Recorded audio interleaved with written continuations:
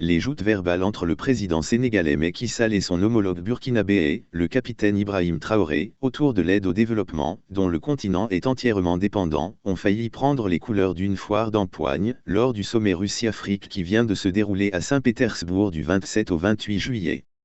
C'est un capitaine Traoré, visiblement en extase, pour son baptême du feu, à cette grand-messe, ayant réuni un parterre de chefs d'État du continent autour de Vladimir Poutine, qui a lâché la punchline qui aurait heurté les sensibilités de la plupart des personnalités présentes à ce sommet.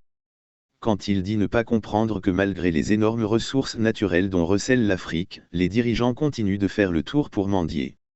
Alors qu'en plus de ces richesses de son sous-sol, le continent est aussi gâté par Dame Nature. Avec de l'eau, du soleil en abondance. Et que malgré tous ces atouts, la pauvreté est toujours omniprésente. Des propos qui résonnent comme une grosse pierre balancée dans le jardin des partenaires occidentaux du continent. Mais aussi des pays qui continuent d'entretenir des relations de coopération avec l'Ouest. D'autant que dans son discours, le capitaine Traoré tresse des couronnes à l'ours russe et au rôle clé joué par l'ex-Union des républiques socialistes soviétiques dans l'éradication du nazisme. Dans cette passe d'armes à fleurs et mouchetées, le chef d'État sénégalais y est allé quasiment du tac au tac, en guise de réplique à la verve du chef de la junte burkinabé. Pour Macky Sall, les présidents africains ne sont nullement des mendiants. Leur démarche s'inscrit plutôt dans le cadre d'un partenariat d'égal à égal, pour ne pas dire gagnant-gagnant.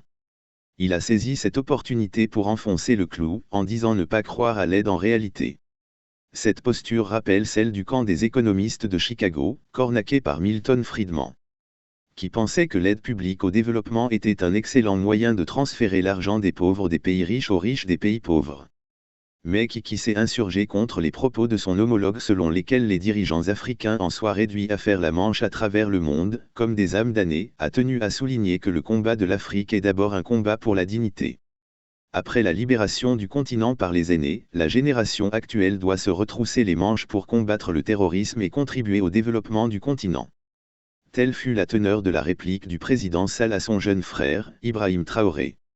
Ces joutes oratoires trahissent la tension qui couve en Afrique subsaharienne, entre des jeunes putschistes, devenus des inconditionnels de Moscou et la vieille garde. Un spectacle dont Poutine ne peut que se délecter. Lui, qui compte sans doute se rabattre sur l'Afrique, pour contrebalancer l'isolement de son pays à l'international. Depuis l'invasion de l'Ukraine par les troupes russes. Il a d'ailleurs profité de cette rencontre pour faire parler son cœur, en promettant de livrer gratuitement des tonnes de céréales à certains pays africains.